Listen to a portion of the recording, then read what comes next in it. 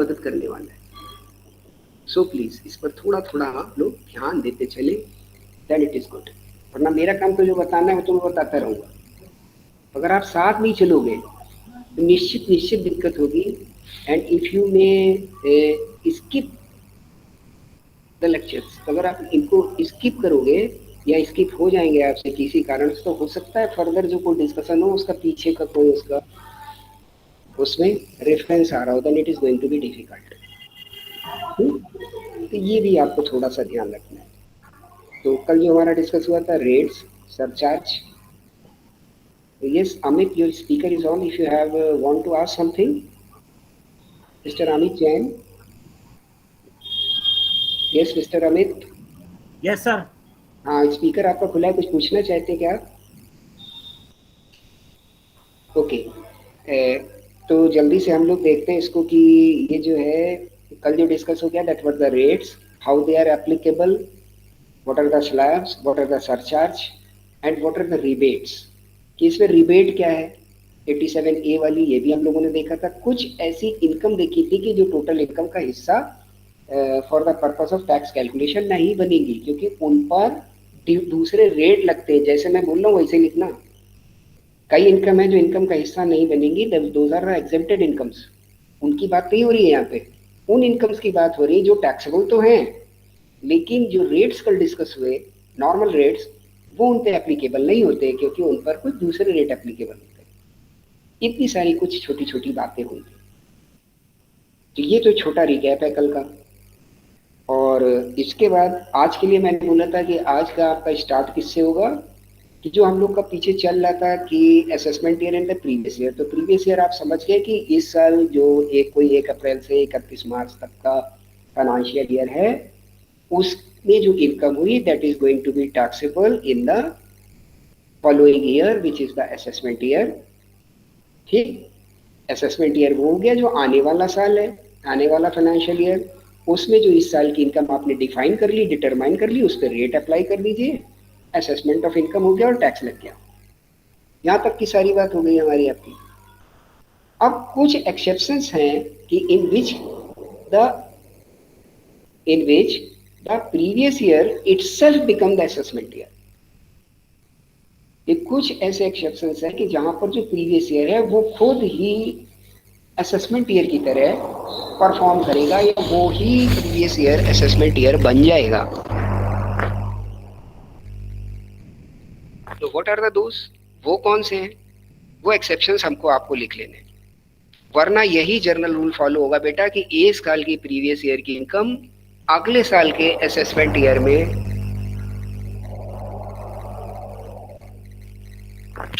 it is going to be taxable in the assessment year of the next year. कुछ cases हैं कि जिनमें जिस साल की प्रीवियस ईयर इनकम है उसी साल में वो असेसमेंट ईयर बन जाएगा, उसी साल टैक्सेबल हो जाएगी इन द सेम फाइनेंशियल ईयर। वो कौन से केसेस हैं उनको फटाफट से आप लिखिए। Income of the non resident from shipping business, section 172, income from non resident from shipping business. तो अब ये नॉन रेजिडेंट क्या होता है, ये इसके बाद आपके लिए चैप्टर आने वाला है जहाँ पे रेजिडेंटशिप को हम लोग पढ़ेंगे कि रेजिडेंट कौन है, नॉन रेजिडेंट कौन है, एनओआर कौन है, वहां पे डिस्कस होगा। अभी आप इस पॉइंट को लिख लो केवल कि अगर कोई नॉन रेजिडेंट है और वो शिपिंग बिजनेस में है, तो जिस साल उसकी इनकम अराइज हो रही है उसी साल ही वो टैक्सेबल हो जाएगा। और वो शिपिंग बिजनेस में क्या काम करता है, ही इज कैरिंग पैसेंजर्स और लेबली स्टॉक्स और मेल द गुड्स, ये सारे काम में अगर वो अपनी शिप को इस्तेमाल करता है और इंडिया के पोर्ट को इस्तेमाल करता है, तो इंडिया के पोर्ट को इस्तेमाल कर रहा है मीन्स हमारी टेरिटोरियल वाटर्स में आ गया है, जहां पर इनकम टैक्स का ज्यूरिसडिक्शन है, ये मैंने आपको पहले बताया था। अब हमारी वो टैक्सेबल बाउंड्रीज के अंतर्गत आ चुका है ज्यूरिसडिक्शन में, और अगर वो टैक्सेबल बाउंड्रीज के अंदर आ गया है then it is going to be taxable. और उसका हम इंतजार नहीं करेंगे कि उसका 1 साल पूरा हो तो आगे अगली साल में हम टैक्स लगाएं, क्योंकि वो तो नॉन रेजिडेंट है। पर इन केसेस में क्या होने वाला है इन केसेस में, क्या होने वाला है इन केसेस में, आप 7.5% से टैक्स लगा देंगे, 7.5%। ठीक, ये जो पीछे आपने रेट पढ़े, ये सब कुछ इसके ऊपर अप्लाई नहीं होंगे। Directly 7.5% of the income is going to be taxed in the same year in which this shipping business is came into the force, or you have just determined any income from the shipping business and the person is non-resident. Clear ये point? Now second, income from the persons who are leaving the India. Section 174. Section 174। ठीक है, कि कुछ ऐसे person है जो India को leave कर रहे हैं, तो if the proper officer, assessment officer may in the view कि ये जो पर्सन लीव करके जा रहा है, हो सकता है अगले असेसमेंट ईयर तक वापस आए ना आए, या इसकी टैक्स लायबिलिटी कुछ इस प्रकार की है कि इस पर टैक्स इंपोज कर देना चाहिए, असेसमेंट ईयर का विजिट नहीं करना चाहिए, तो he can do so. Clear? वहां पर हम उस पीरियड का इंतजार नहीं करेंगे कि आपका प्रीवियस ईयर एक्सपायर हो जाए फिर हम असेसमेंट ईयर में आपको टैक्सेबल बनाएं, but on the discretion of the proper officer who is dealing with the assessment of such person, उस अधिकारी के ऊपर है। ठीक है, तब ये दूसरा केस हो गया सेक्शन 174। कुछ लोग बेटा एंट्री मांग रहे हैं, तो उनके लिए मेरा कहना यह है कि I have got the list, और उसमें जो जो बच्चे हैं उनको सबको इनविटेशन ऑफ द मेल जा रही है। If anybody has any problem regarding not getting the invitation, उनको डॉक्टर जया साई मैम से संपर्क कर लेना चाहिए, और उनके थ्रू अगर मुझे ये मिल जाएगा कि this person is going to be added और there some change in the mail ID, then I will update. Clear? वरना आपकी जो लिस्ट मुझे मिली हुई है उन्हीं को इनविटेशन जाएंगे। कुछ लोग मुझे दिखते हैं जो बीच में एंट्री मांगते हैं, और ये मैं केवल इसलिए बोल रहा हूँ कि उसमें हो सकता है कोई जेन्युइन केस हो, तो उनको आप ये मैसेज कन्वे कर सकते हो। क्लियर? तो 2 पॉइंट हमारे डिस्कस हो गए। Now third point, income from the AOPs और द बीओआईज और any artificial jurisdictional person which is formed for a particular event। इस केस में भी हम असेसमेंट ईयर का इंतजार नहीं करेंगे, प्रीवियस ईयर को ही असेसमेंट ईयर मान करके टैक्स एप्लीकेबल कर देंगे। Section 174A capital A. Clear है? कोई एओपी की इनकम हो, कोई बीओआई की इनकम हो, किसी आर्टिफिशियल जुरिसडिक्शनल पर्सन की इनकम हो, और ये सारे आपसे डिस्कस हो चुके हैं कि कौन आर्टिफिशियल जुरिसडिक्शनल पर्सन होता है, कौन एओपी होता है, कौन बीओआई होता है। ठीक, तो ये सारे आपके साथ डिस्कस हो चुके, तो आप इनको इनकी अगर कोई इनकम है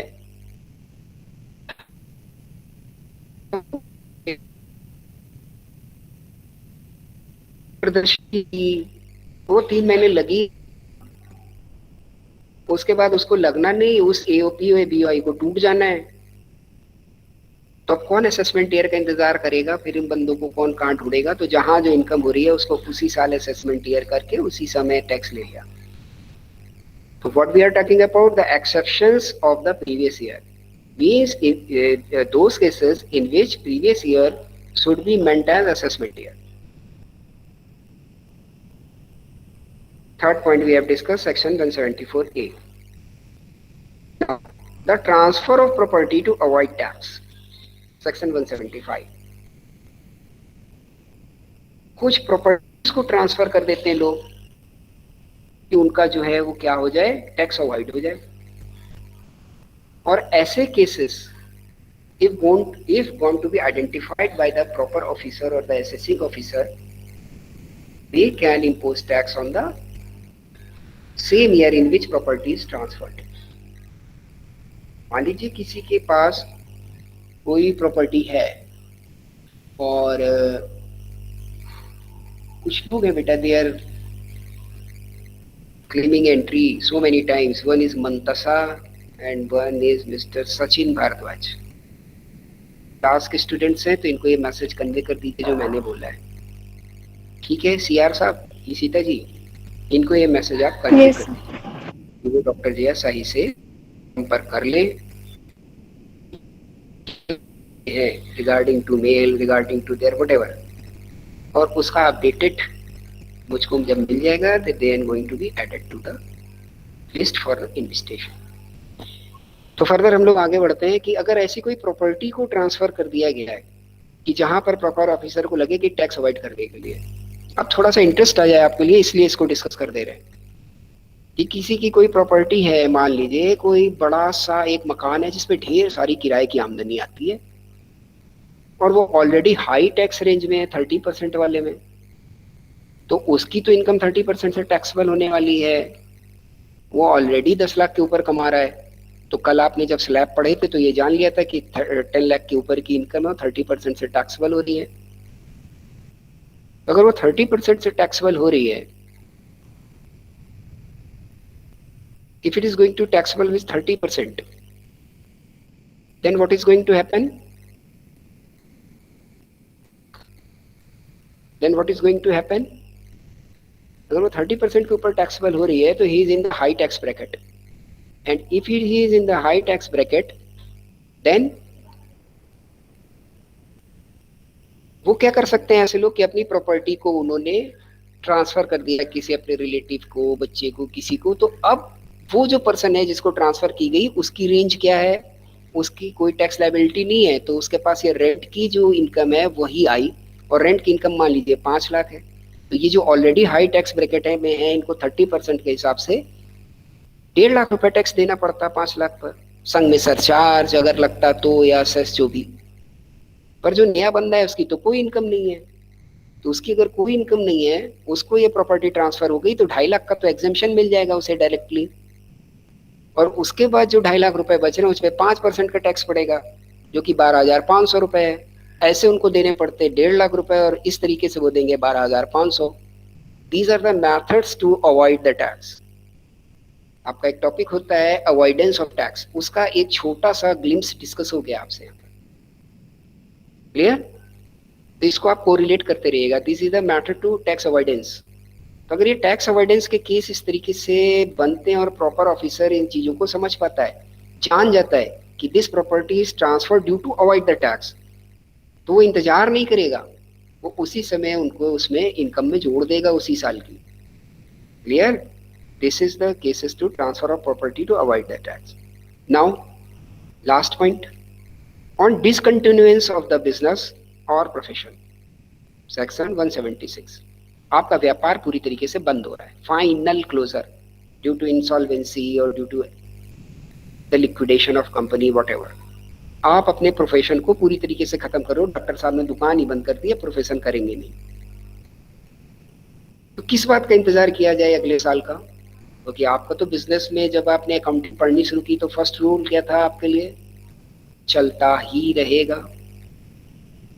business is a going concern, ये आप पढ़ के आए हो, तो ये बिजनेस की बात कर रहा है आपसे, business is the going concern, ये आपका पढ़ के आए हो। साथ में पढ़ के आए हो कि the company is the artificial person created by law with common seal and perpetual succession, कि लोग बदलते रहेंगे, कंपनी चलती रहेगी, यही तो है। अब अगर ये हो जाएगी कंपनी बंद हो रही है, बिजनेस ही बंद हो रहा है, तो किसका इंतजार किया जाए असेसमेंट ईयर के लिए? अब तो बंद, तो जिस साल बंद हो रही है उसी साल उसको टैक्सेबल कर दिया जाएगा। These are the 5 exceptions of previous year, means these are the exceptions in which previous year shall be considered as assessment year. Any doubt regarding these 5 exceptions? Yes बेटा, any doubt? किसी को भी कोई doubt हो?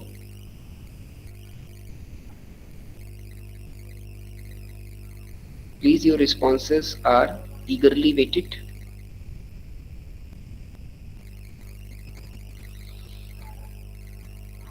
No. Okay.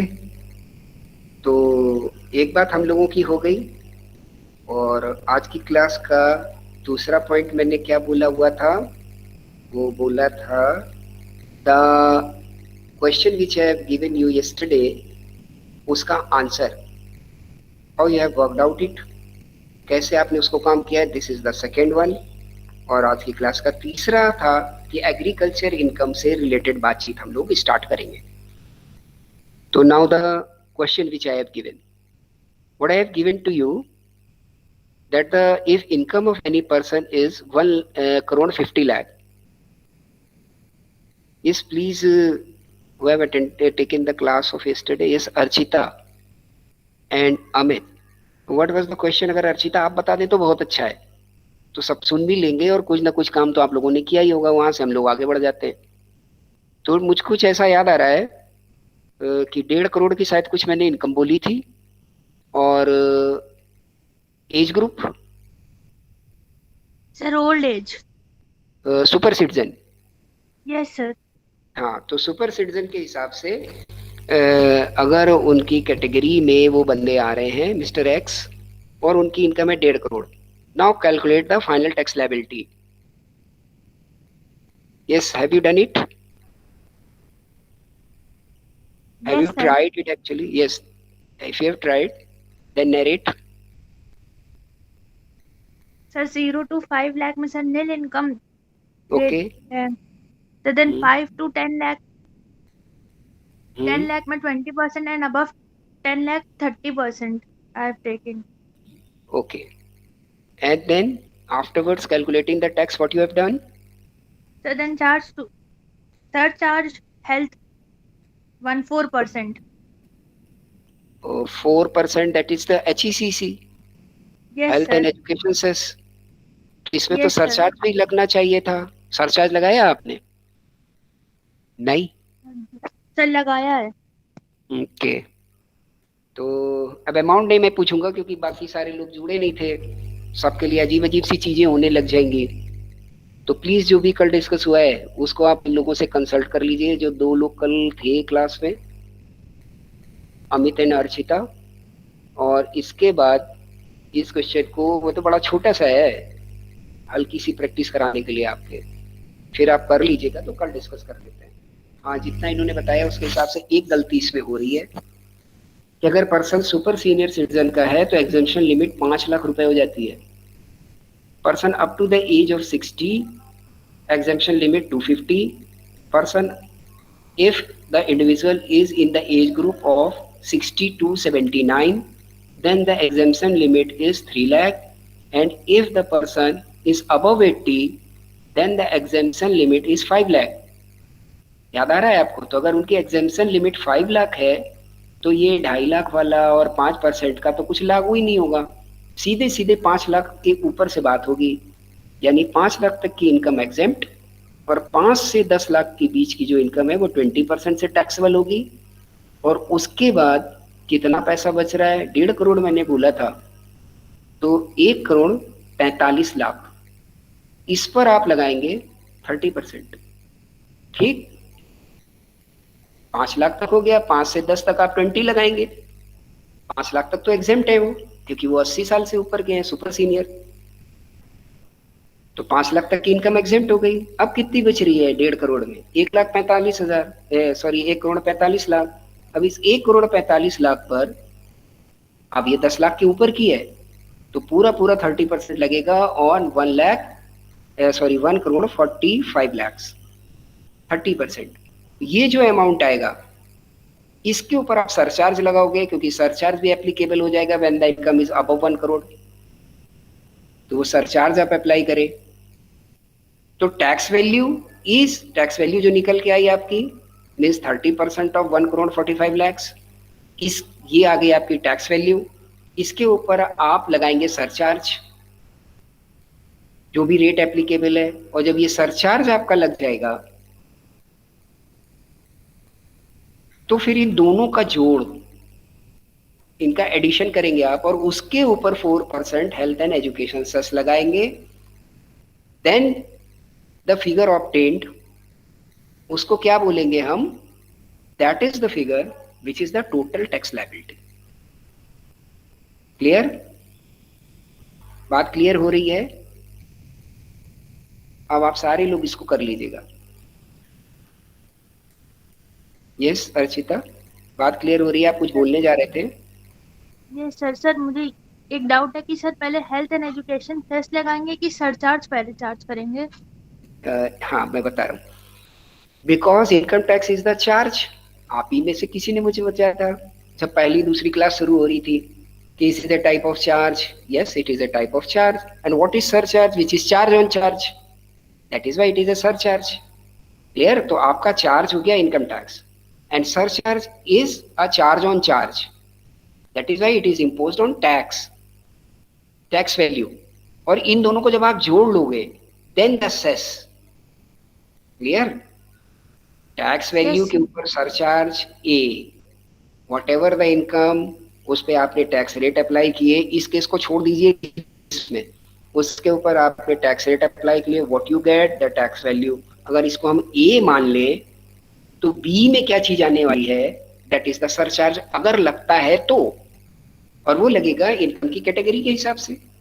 तो अगर surcharge लगता है तो जो टैक्स वैल्यू आई है, बहुत ध्यान दिए रहिएगा, टैक्स वैल्यू के ऊपर लगेगा, not on the income. Decide कहाँ से होगा? इनकम की टोटल जो रेंज है उसके हिसाब से सरचार्ज डिसाइड होगा। लगेगा कहाँ पर? टैक्स वैल्यू पे। अब वो सरचार्ज लग गया टैक्स वैल्यू पे, तो एक टैक्स का अमाउंट हो गया ए, सरचार्ज का अमाउंट हो गया बी, दोनों का टोटल लगाइए। इसको अगर हम मान ले C, the C is the total of A and B. अब इसके ऊपर 4% आप लगाएंगे H E S C cess. फिर इनका जो टोटल आएगा उसको आप एक नाम दे दीजिए कि that the total tax liability. ये उसकी टोटल टैक्स लायबिलिटी बनेगी। उसे इनकम टैक्स भी देना है, साथ ही साथ सरचार्ज भी देना है और सेस भी देना है। क्लियर? Yes sir. ओके। तो आप सारे लोग, आप लोग इसको जाके रेट्स को एक बार देख लीजिएगा और उसके बाद इस छोटे से क्वेश्चन पे थोड़ा सा काम करने का काम कोशिश कीजिएगा, और जो भी डाउट हो फिर आप फ्रीली पूछ सकते हैं। तो हम लोग पीछे के उसमें नहीं जाएंगे कि क्या डिस्कस हुआ है, आगे बढ़ते जाएंगे। और आगे बढ़ने में अब हमारा फर्दर टॉपिक होगा एग्रीकल्चर इनकम। तो in the case of the agriculture income, what is the agriculture income? Agriculture income is defined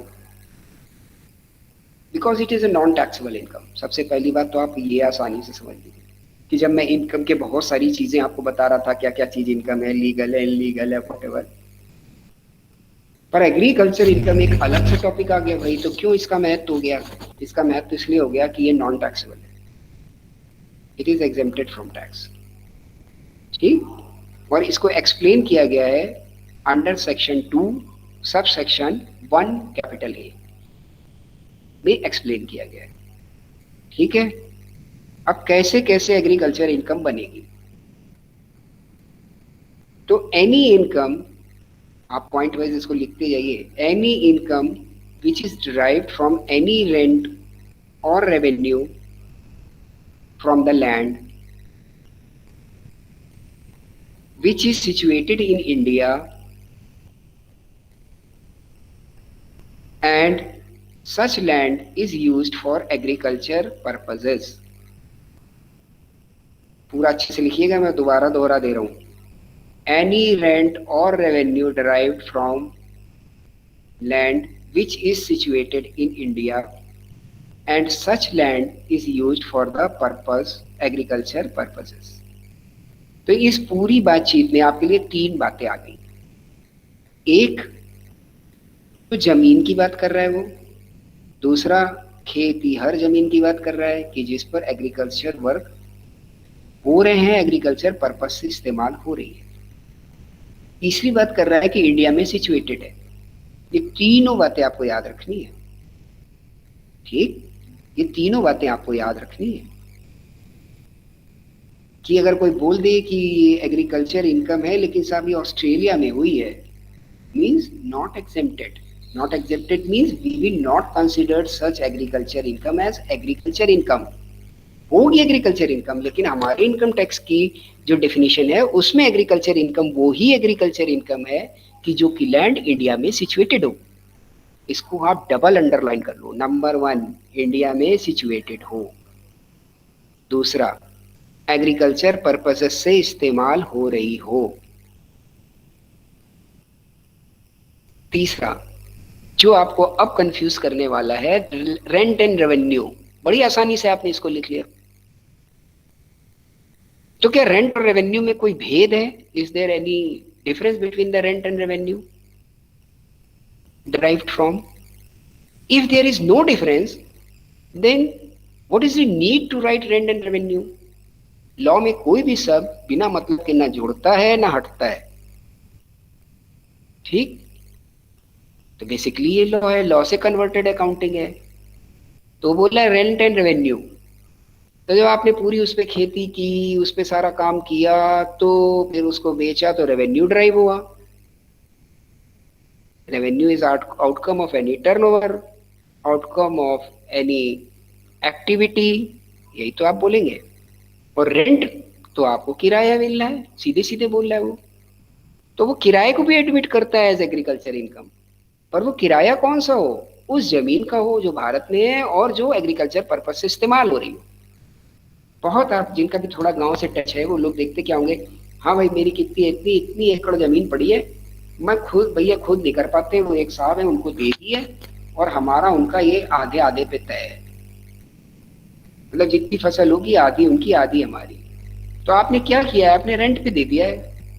तो ऐसे से जो इनकम आपको हो रही है, that is also considered as agriculture income. Clear हो रही है बात?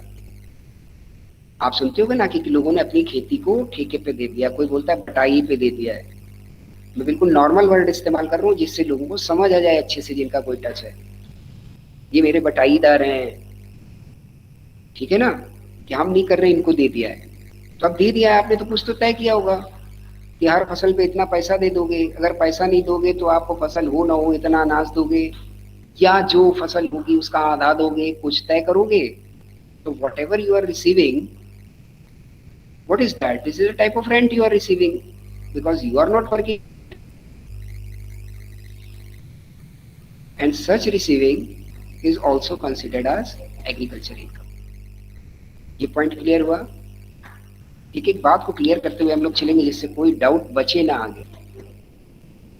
Yes, this point is clear.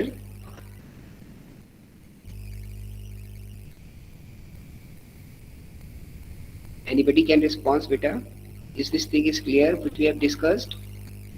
Yes sir. Okay. अब अगली बात देखते हैं हम लोग इसमें। एक तो उसने आपको ये बता दिया कि वो रेंट हो, रेवेन्यू हो, वो लैंड इंडिया में सिचुएटेड हो और वो लैंड एग्रीकल्चर पर्पसेस से इस्तेमाल की जा रही हो। अब दूसरी बात क्या बोलता है आपसे वो, इसमें सेकंड पॉइंट क्या है, एनी इनकम ड्राइव्ड। अब यहाँ पे वर्ड इनकम आ गया, ना कि रेंट है ना रेवेन्यू है। दूसरा बिग पॉइंट है, ये आप लिखिए, वो बड़ा एक पहला पॉइंट था, उसके सब पॉइंट्स मैंने आपको एक्सप्लेन किए।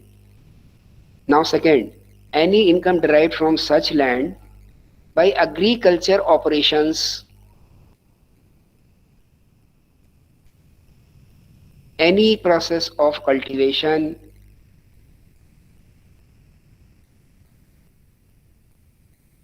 और receiver of any rent in kind which renders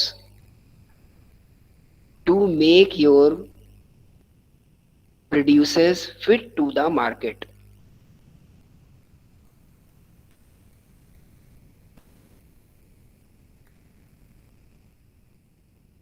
And sale of such produce. अब इतनी बड़ी बात लिख दी उसने आपके लिए, इसको आप ध्यान से पढ़ लीजिए। वो बोलता है any type of income drive through agriculture operations, ये कृषि से संबंधित कार्यों के कारण हो। एनी प्रोसेस ऑफ कल्टीवेशन आपने किया, एक चीज दे रहा है आपके लिए कि any type of rent in kind which renders to produce make your produce fit to the market. गेहूं बनाया तो गेहूं की बाली देखते हैं आप, और ये जो गेहूं की बाली है, इनसे गेहूं बनाने में कोई दूसरी मशीन लगती है जिससे भूसा अलग और गेहूं अलग।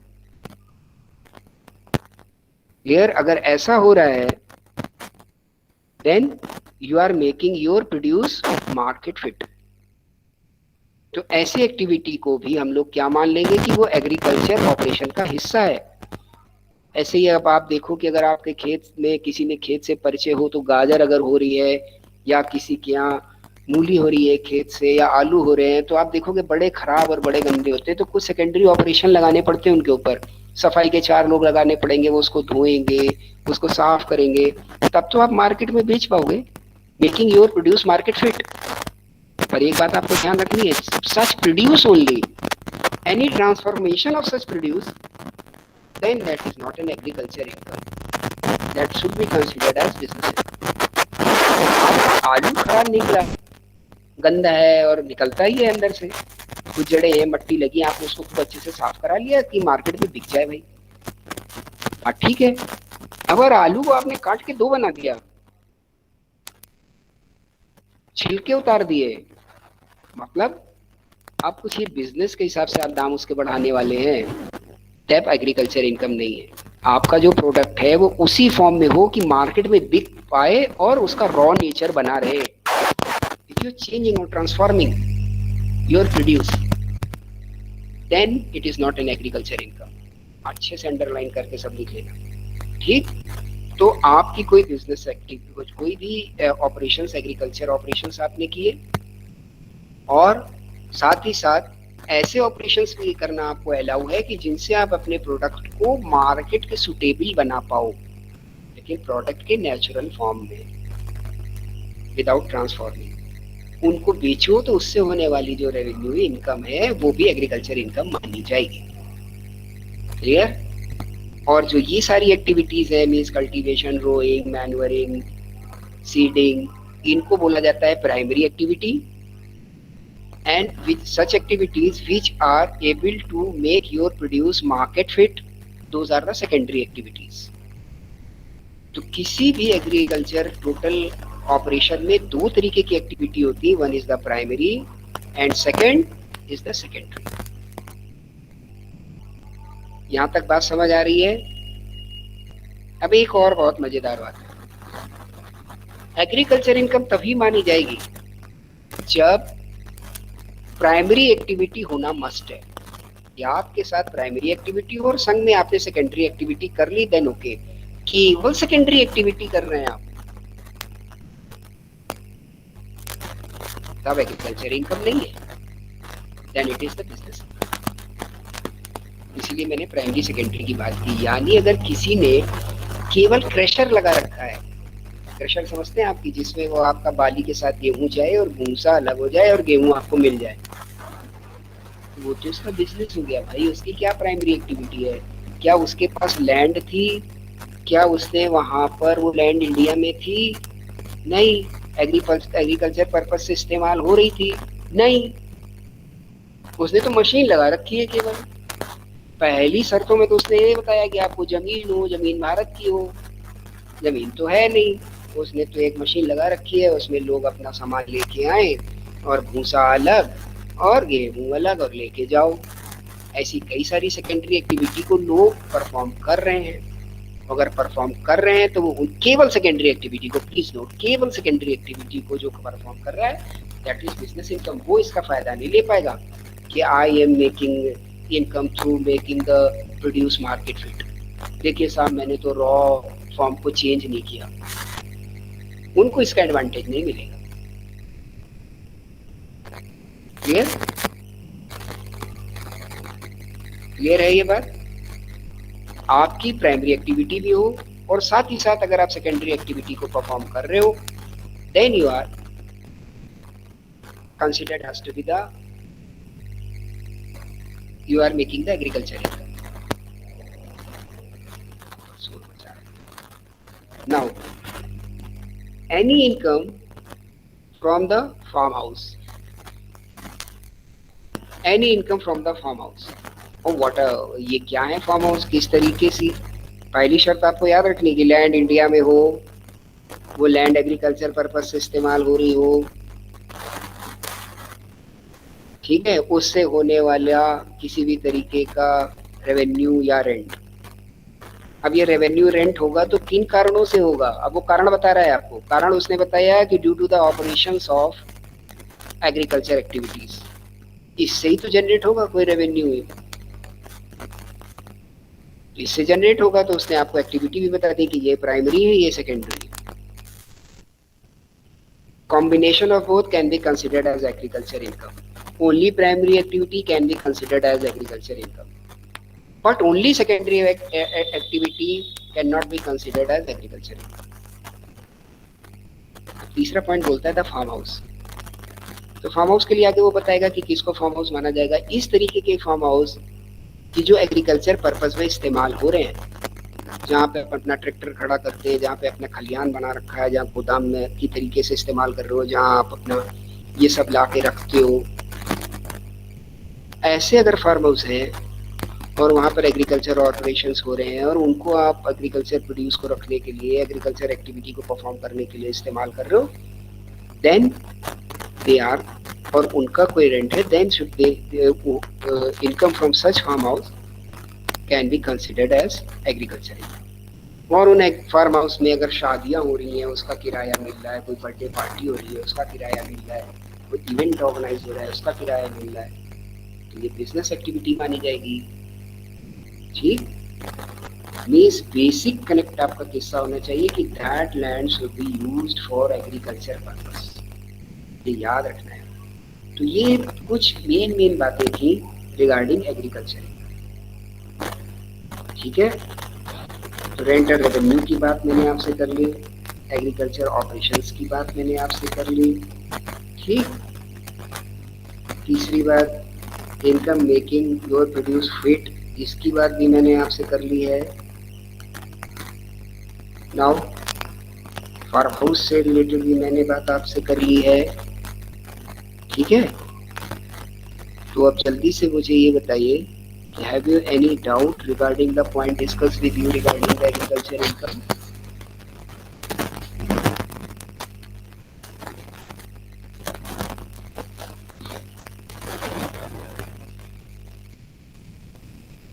Yes बेटा, किसी तरीके का कोई डाउट हो? No sir. Okay, then further if you have no doubt, तो अब हम लोग जल्दी से इसकी कुछ और बातें हैं उनको डिस्कस कर लेते हैं। तो एग्रीकल्चर इनकम का काफ़ी बड़ा हिस्सा आपका आज के उसमें मोर और लेस काफ़ी कवर हो जाएगी। तो ये एग्रीकल्चर इनकम में कुछ एग्जांपल्स मैं जस्ट आपको दे रहा हूँ फटाफट से।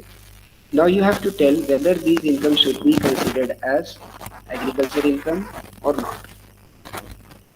The following are some examples. तो हम लोग देखते हैं income from dairy farming, poultry farming etcetera, whether it is agriculture income और नॉट। और ये जो लैंड है इंडिया में सिचुएटेड है। ठीक, बताइए जल्दी से इसको क्या माने, एग्रीकल्चर इनकम की non agriculture income?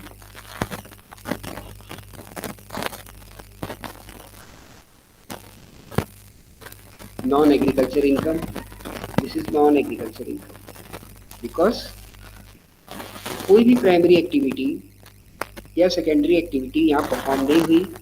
Poultry farming and dairy farming is an agriculture business, तो ये एग्रीकल्चर पर्पज से इस्तेमाल भी नहीं हुई, इससे होने वाली इनकम एग्रीकल्चर इनकम नहीं मानी जाएगी, नॉन एग्रीकल्चर इनकम मानी जाएगी। Income of the buyer of ripe crop,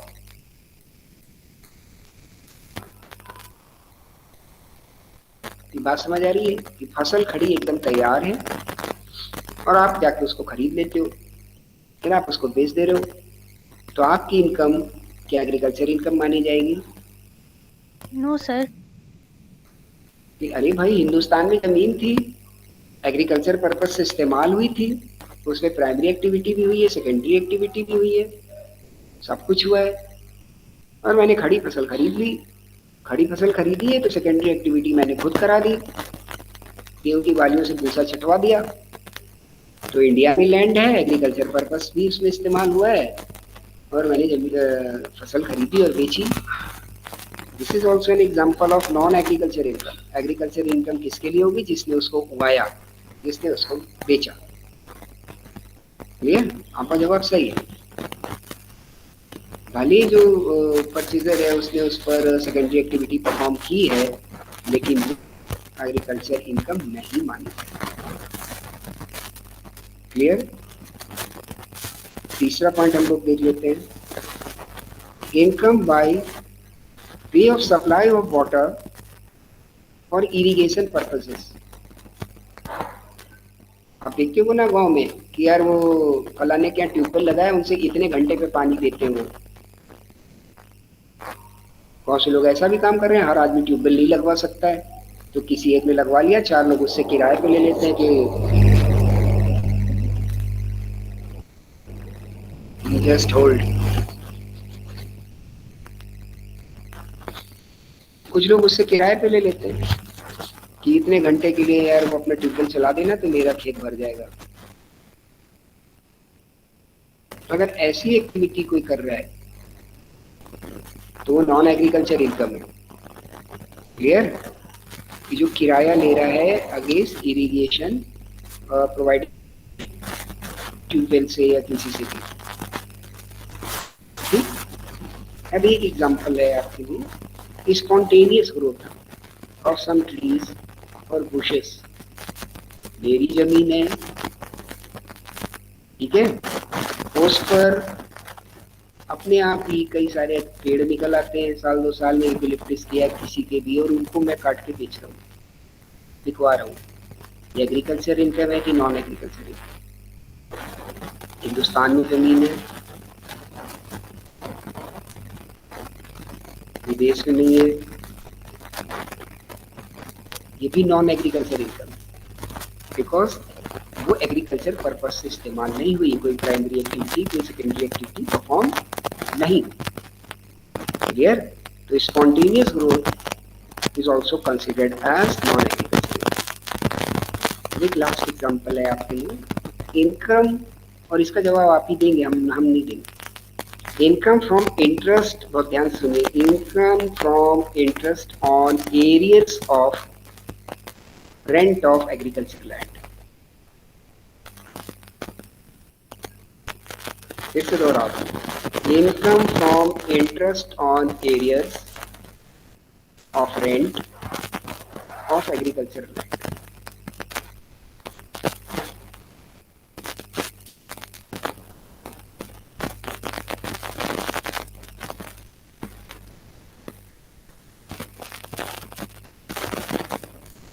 please कोशिश करिए आप लोग, कई सारे एग्जाम्पल तो मैंने डिस्कस कर दिया आपके साथ, इसको आप ट्राई करिए, इच्छा है हमारी। यस प्लीज बेटा, गलत सही कैसा भी करिए, उसकी पूरी छूट है, but I want to you get involve in the discussion. Hesitation छोड़िए। फिर से दोहरा रहा हूं मैं, income from interest on arrears of rent of agriculture land. वो खुद आपको बता रहा है कि एग्रीकल्चर लैंड है, इसमें एग्रीकल्चर एक्टिविटी फॉर्म हुई, उसके किराए की बात कर रहा है आपसे।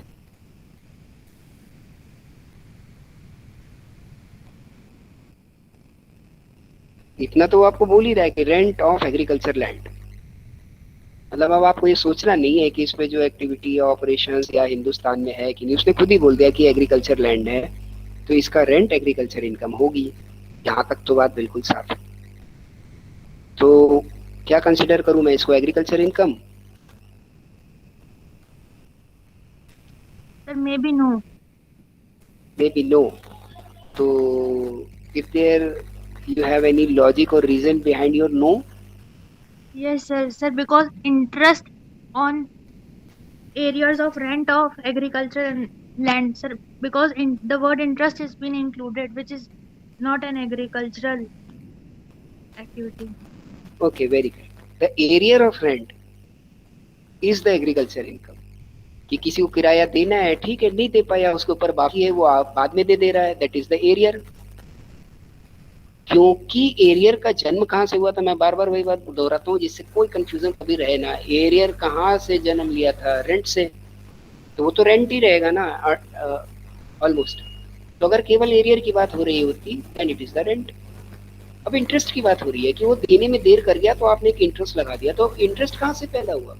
इंटरेस्ट तो एग्रीकल्चर के रेंट से पैदा नहीं हुआ। इंटरेस्ट कहाँ से पैदा होगा? Due to any penalty, due to any agreement. तो ये एक अलग से चीज इंट्रोड्यूस हो गई, that is why it is, वो नॉन एग्रीकल्चर है। उतना हिस्सा जो एरियर का है, बहुत ध्यान से समझ लीजिए, अगर आपको एक क्वेश्चन के फॉर्म में बना के दे दिया जाए या कोई पूछ ले, तो जो एरियर तक का अमाउंट होगा रेंट का वो एग्रीकल्चर इनकम माना जाएगा, वेदर रिसीव्ड लेट। वो लेट तो मिल रही है आपको, इस साल मिल रही है, पीछे साल की है, लेकिन वो एग्रीकल्चर इनकम है, no doubt about that. But अगर इंटरेस्ट आ गया तो interest due to not agriculture purposes, interest due to the delay, interest due to the agreement or any type of penalty you can say, or any type of agreement, तो उससे ये आ रहा है। that is why it is, इसका agriculture purpose नहीं है और ये नॉन एग्रीकल्चर इनकम है। तो answer of Archita is correct. तो ये एग्रीकल्चर एंड इनकम से रिलेटेड काफी सारी हम लोगों की बातें आज हो गई हैं।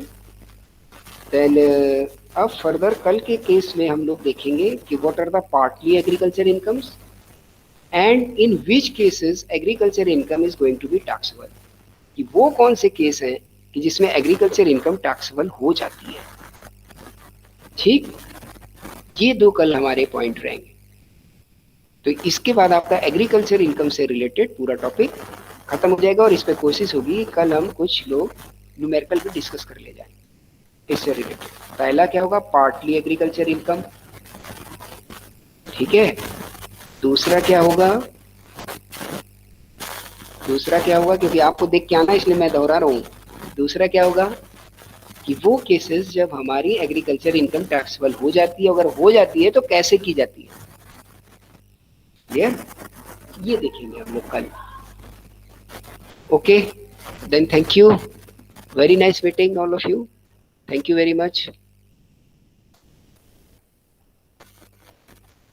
Thanks sir. Okay, thank you बेटा, have a nice day. Thank you, sir. Thank you बेटा।